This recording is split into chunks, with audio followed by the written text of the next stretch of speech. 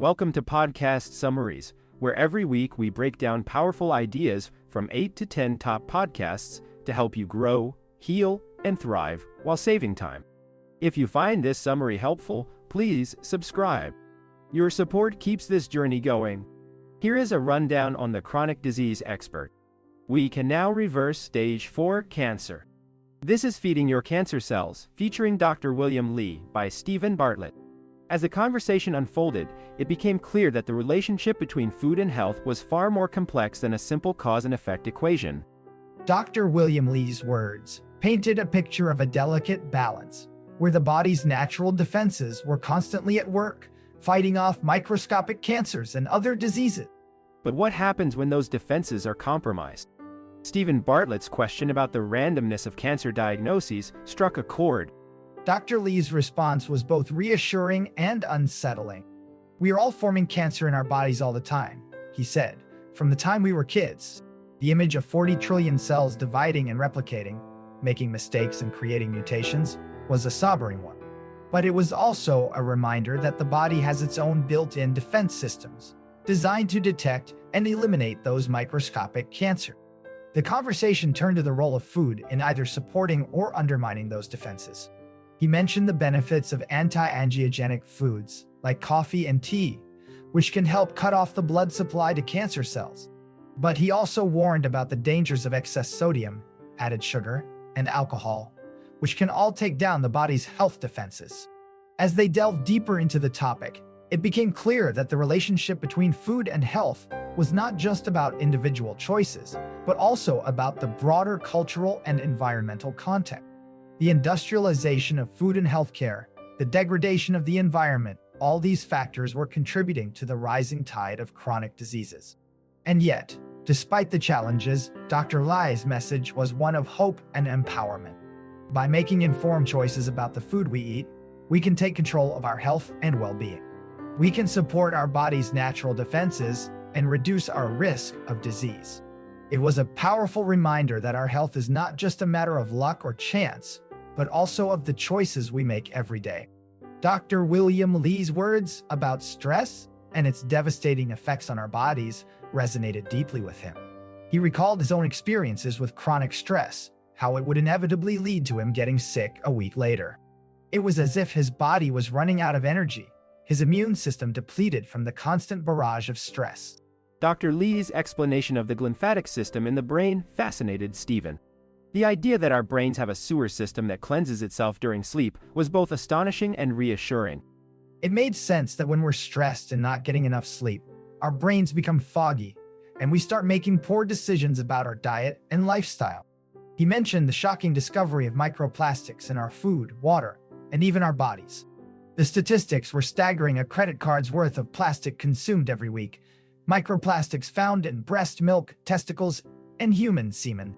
He realized that even something as seemingly harmless as a tea bag could shed billions of microplastic particles. The power of awareness and understanding hit him like a ton of bricks. He spat out the tea he had been drinking, grateful for the warning. Switching to ceramic or glass containers, avoiding food packaged in plastic, and being mindful of the ingredients in our food and drinks were all easy wins.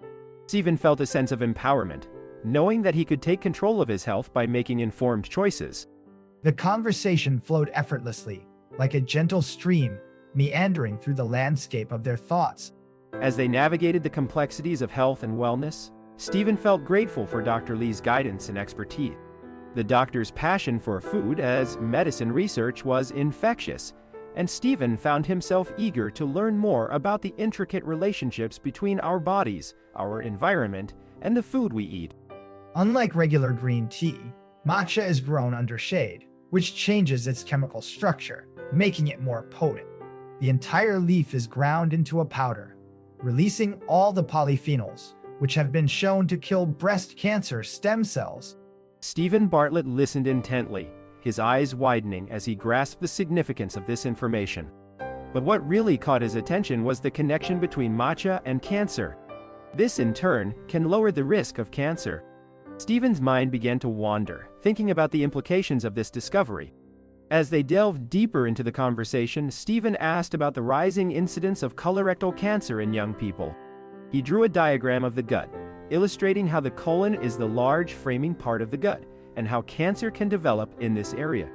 The conversation turned to a graph that showed how different foods can affect angiogenesis. The doctor shared a personal story about his mother, who had been diagnosed with stage 4 cancer, but was able to recover through immunotherapy and dietary changes. The conversation was a poignant reminder of the power of food and the body's own health defenses in fighting cancer. As they finished their matcha, Stephen felt a sense of hope and wonder at the possibilities of food as medicine. Imagine being able to take a tumor, sequence its entire genome, and identify the specific mutations that are driving the cancer, he said, his voice filled with excitement. We can then use that information to create a personalized vaccine that targets those exact mutations, essentially waking up the immune system to attack the cancer. Stephen Bartlett listened intently. His curiosity piqued. Yes, it is. And the results are nothing short of remarkable.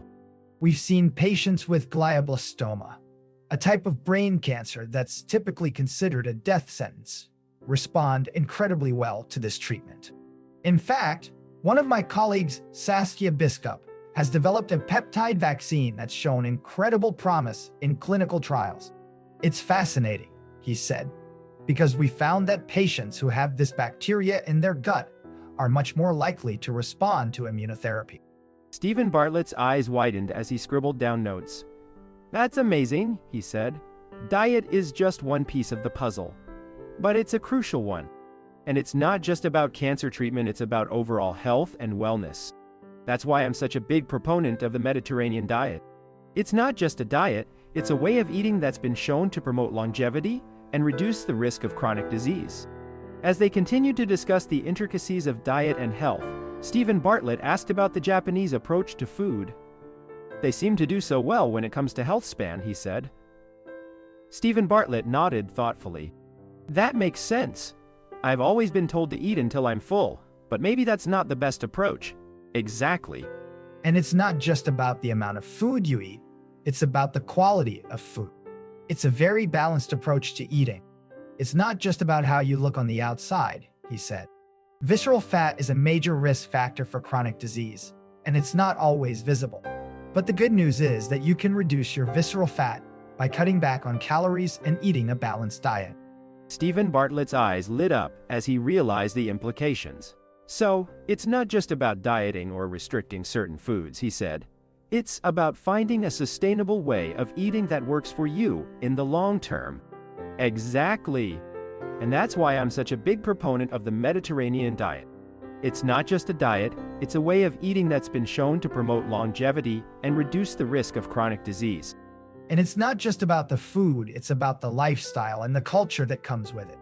The doctor's enthusiasm was palpable as he explained how brown fat, activated by cold temperatures and certain foods, could be a game changer in burning down harmful visceral fat. Stephen's curiosity was piqued as he asked about the role of cortisol in determining fat storage. Dr. Lee's response was enlightening, highlighting the hormone's dual nature, both a stress response and a healing agent. However, he cautioned that prolonged cortisol secretion could lead to metabolic mayhem, derailing our body's natural fat-burning processes.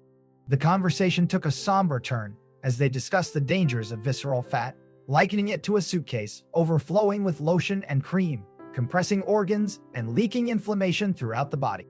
The doctor's analogy was both vivid and unsettling, driving home the point that excess visceral fat was linked to an increased risk of 14 types of cancer, including breast, colon, and prostate cancer. The findings were striking. Men who consumed 2 to 3 servings of cooked tomatoes per week had a 29% lower risk of developing the disease. The doctor's passion for food as medicine was evident as he broke down the science behind lycopene, a potent anti-angiogenic agent found in tomatoes. The conversation meandered into the realm of coffee and its surprising connection to brown fat. He advocated for a mindful approach to fasting, encouraging listeners to pay attention to their natural rhythms and optimize their metabolism by sleeping 8 hours a day.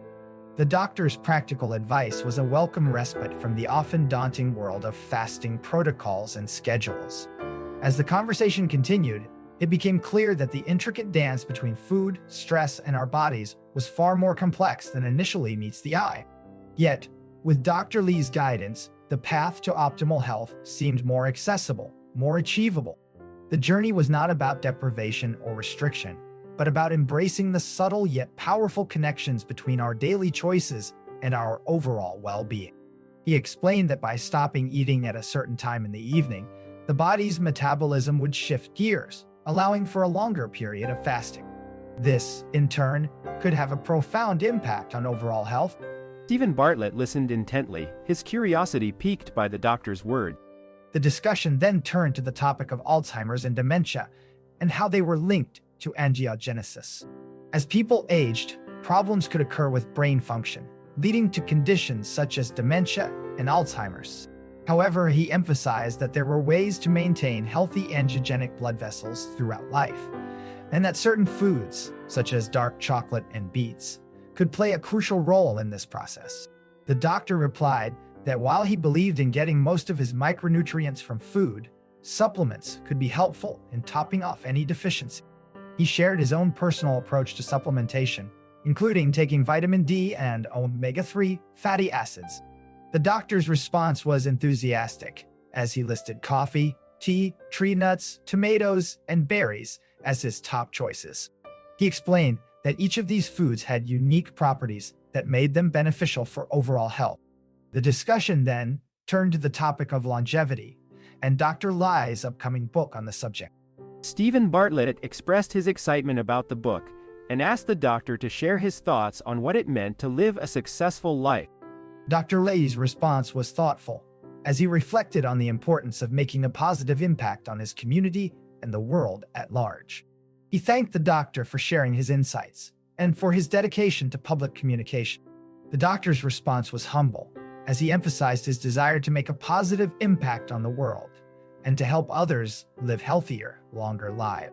He spoke of a world where knowledge and resources were no longer a barrier to understanding and overcoming chronic disease. For him, the key to unlocking this future lay in harnessing the power of modern platforms. He had taken to YouTube, for instance, as a way to distill complex information into bite-sized, easily digestible chunks. It was a far cry from the days when he felt helpless watching his uncles succumb to cancer, and later, his mother struggled with the same disease. But now, with the tools at his disposal, he felt empowered to make a difference. As he spoke, his passion was palpable.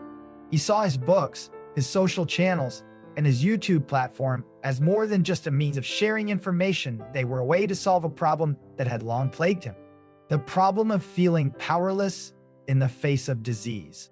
And it was this sense of purpose that drove him to continue pushing the boundaries of what was possible. Stephen Bartlett, the host, couldn't help but be drawn in by Dr. Lee's infectious enthusiasm. He found himself nodding along, urging his listeners to check out Dr. Lee's YouTube channel and promising to link to it in the show notes. It was clear that he was deeply impressed by the doctor's generosity with his time and wisdom. But as the conversation flowed, it became clear that there was more to Dr. Lee's story than met the eye. There was a sense of vulnerability, of a man who had been deeply affected by the loss of loved ones and who was now driven to make a difference. It was a sense of purpose that was both deeply personal and universally relatable. And as the host paused to ask his listeners for their support, it was clear that he was not just asking for a favor. He was asking them to be a part of something bigger than themselves, something that had the power to change lives and to bring hope to those who needed it most. Thank you for tuning in. Please subscribe, check out YouTube channel, and just remember, subscription is only £1 or $1 per month. Leave a comment or a review. Until next time, happy listening.